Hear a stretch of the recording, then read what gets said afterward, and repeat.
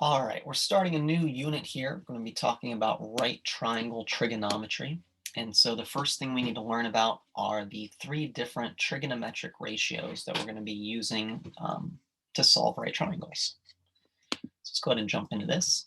So hopefully we all are familiar with our friend, the right triangle. Right triangles are super useful in math, in geometry. We're going to learn a lot about them. We already have.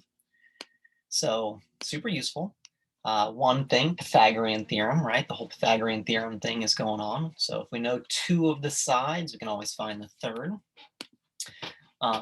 Nice thing about right triangles as well is that these two non-right angles, so this one here and then this one down here, these are always complementary. So whatever they are, if we call them A and B, we know that those always add to be 90.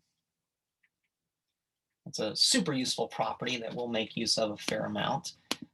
What else do we know? And we also know, because of the angle-angle postulate, which is one of our similarity shortcuts, we actually know that if you have two right triangles, so let me just sketch one out that's similar to this but smaller. So if we have something like this where we know this angle down there, this is a right triangle right here. If we know this, if we have the right angles in common and just one of the acute angles in common, we know that these two triangles are similar, again, by the angle-angle similarity postulate. So that's actually really useful, right? Because similarity means that we can always write ratios of corresponding sides and know that all those ratios are going to be equal. The key to what we're doing is this. This is the key to what we're doing, is these proportional relationships. They are sort of the founding principle of our trigonometry. We're going to be writing ratios of certain sides, and because of similarity, those ratios will always be equal, no matter what size the triangles are. So here is our right triangle trigonometry idea. So there's a clear and useful relationship between each pair of complementary angles and the sides. So again, if we have our sides, depending on what measurement these angles are, these complementary angles, again, we'll call them A and B, based on the angle measurement, we actually know what length, what the relationship between the side lengths need to be. And that's super, super powerful. And that's the basis of this idea of trigonometric ratios. Now, I haven't done a very good job explaining it, but we're going to dive into it right here. So trigonometric ratios, there are three trigonometric ratios that are based on the sides of the triangle and the angle that we are looking at. So we have what are called the sine ratio, the cosine ratio, and the tangent ratio.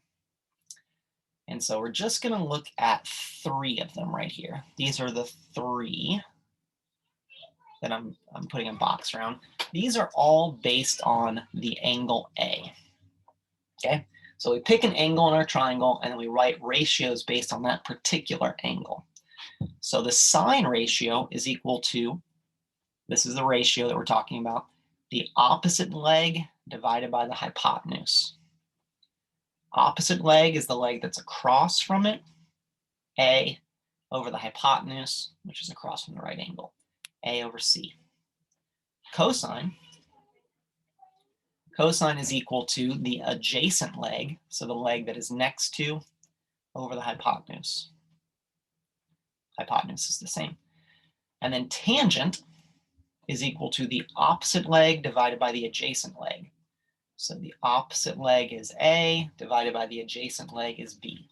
Those are our three trigonometric ratios, and this is the way that we will define them.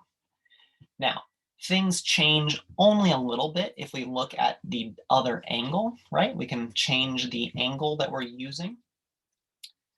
So here we go. If we're doing this in relationship to angle B, things change just a little bit. So down here in this second row, we have all of the ratios in relation to angle B. So let's just kind of run through those real quick. So the sine of angle B, it's still opposite leg divided by hypotenuse. So that's the same, but which side is the opposite leg changes, right? Because opposite of B is this one over here. The hypotenuse remains the same. And then cosine is the same ratio. We still do adjacent leg over hypotenuse, but the adjacent leg is different. The adjacent leg, the leg that's next to that angle now, is this one over the hypotenuse, which is the same. And then the last one, tangent, is still opposite over adjacent. So what we're going to talk about in the next slide is identifying these different pieces, but they're always going to be the same. They're always going to be opposite leg over hypotenuse, adjacent leg over hypotenuse, opposite leg over adjacent leg. Those are the fixed ideas that we will associate with sine, cosine, and tangent. Those are the ratios we're always going to use. Let's go ahead and move forward here. So again, I really want to nail this part down. This is super important. These are the three names that we are going to give all of the sides of our right triangle. So we need to be able to identify these for any given situation. We have the hypotenuse. This is the one that we should already be familiar with.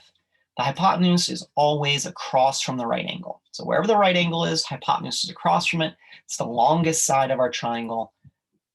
It will never change, no matter which acute angle we are using as our reference. So this is always the hypotenuse right here, the longest side, never changes. But some of the other ones will. The opposite leg, that is the leg. Leg means not the hypotenuse, that is across from the angle. So whichever angle we're talking about right here, if we're using angle B in this problem, this one over here is the opposite leg. So this one is opposite of B. This is the opposite of B.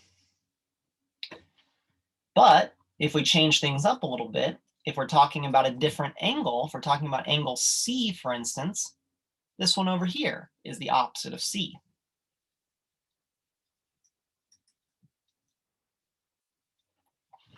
So we have to know which angle we're talking about, because that's going to change things up a little bit. That changes things up for the opposite. Now, the same is true for the adjacent. The adjacent is the leg that is next to the angle. So the leg means it's not the hypotenuse that's next to the angle. So the one that is the adjacent for angle B is right here. It's the leg, this one right here, not the hypotenuse, that's next to, touching, that's what adjacent means, it's next to it, to angle B. So this is the adjacent for B, but the adjacent for C is different. The adjacent for C is, well, this is the leg right over here that's next to angle C. So this is the adjacent for C. So notice what's going on here. The hypotenuse is always the same. It's always across from the right angle. It doesn't move no matter what. The opposite and the adjacent actually switch. This side over here is the opposite for side B, but it's the adjacent for side C, for angle C, sorry. And then over here, same idea. This side is opposite of angle C, but it's adjacent for angle B. So whichever angle we're talking about, that opposite and that adjacent will switch. And we have to be really careful about knowing the angle we're working with for our trigonometric ratio. So I'll make sure to emphasize that as we're moving forward. All right. So way to remember these. So there's a few ways to remember them. This is the most popular. This is the one that you'll see a lot. It's a mnemonic device, SOHCAHTOA. Just kind of helps you remember. So sine, that's what the S stands for. Cosine, that's what the C stands for. Tangent. And then the other letters tell us which sides we use in the proper order. So for sine, it is equal to opposite over hypotenuse, OH. SOH is our SO.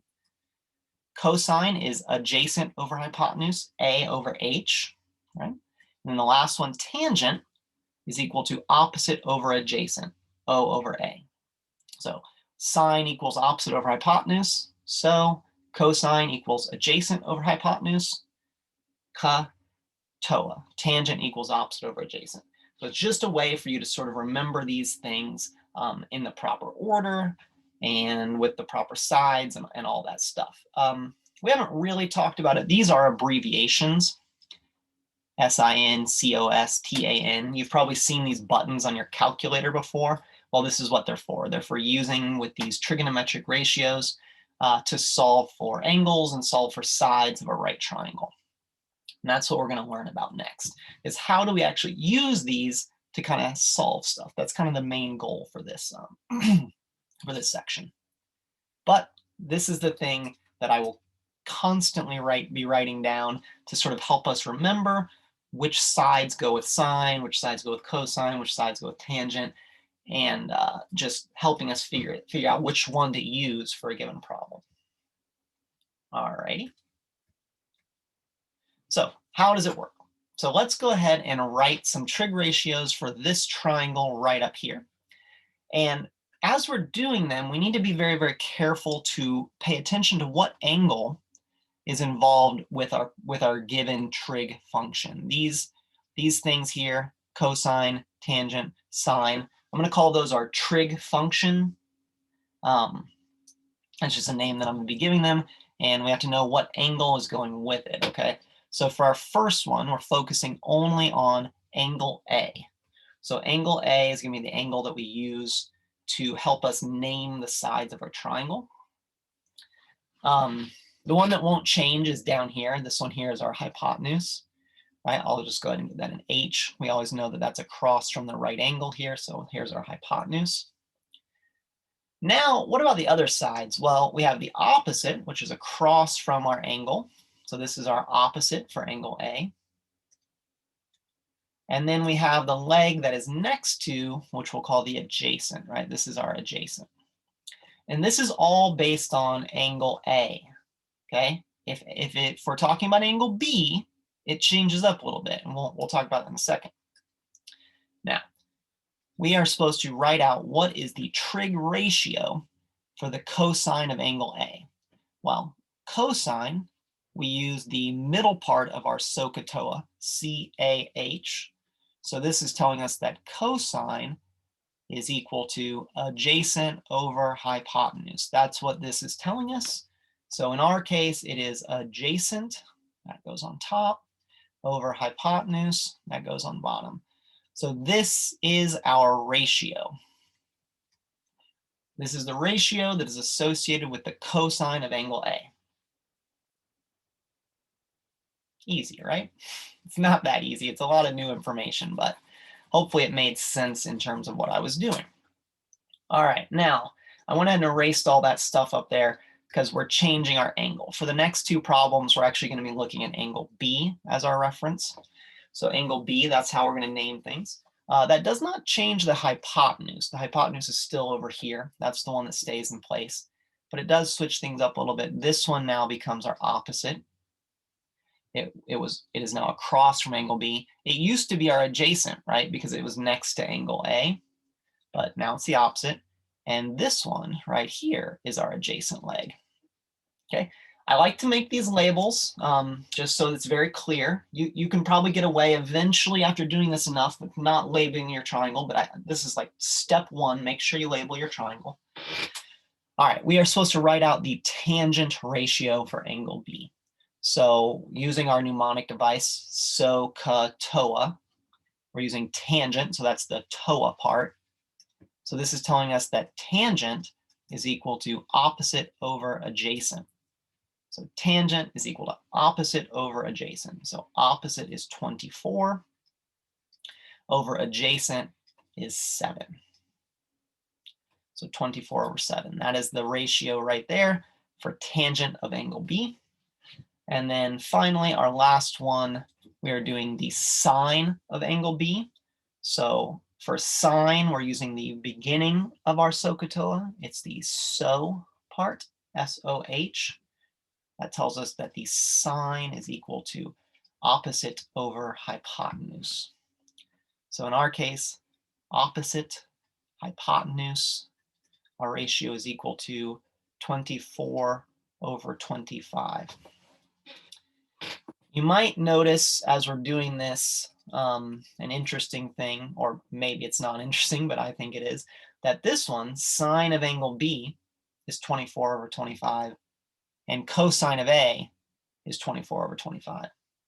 Same ratio, different functions, different angles. So we can get the same ratio, 24 over 25, for two different functions if we're looking at different angles. If we're looking at the same angle every time, all of our ratios will be different because our sides are different. But in this case, because we change the angle and change the function, sine versus cosine, then we ended up getting the same ratio. That was just kind of a coincidence, but it can happen. All right, let's go ahead and move forward. All right, so here's the last thing we're going to talk about today, using a calculator. So because the trig ratios are consistent for all triangles that have the same angles, these trig ratios are actually stored in our calculator. So it's important to know what's actually happening with our trig functions of sine, cosine, and tangent is they're taking the sine of some angle. So whatever that angle is, and this is going to equal a fixed ratio of what the opposite over hypotenuse will be. No matter how big or how small this triangle is, if we have a particular angle measurement, this ratio will always be the same. So when we're using our calculator, we are going to be plugging in sine of some angle measurement. So whatever the measure of our angle is, maybe we'll put in like sine of 23 degrees. Okay, that's the angle measurement. And what our calculator is going to give us is it's going to give us some decimal. That decimal is going to be equivalent to this ratio. It's going to be the decimal form of that ratio. Whatever the opposite side divided by the hypotenuse side would be equal to with this particular angle in a right triangle. Super powerful, means that we can use our calculator and these stored values that are in there to actually figure out side lengths. So we're just going to talk about plugging these things in our calculator here. And we'll do the same thing for cosine and for tangent. Obviously, those have different ratios, tangent being adjacent over hypotenuse, or sorry, cosine being adjacent over hypotenuse, and tangent being opposite over adjacent.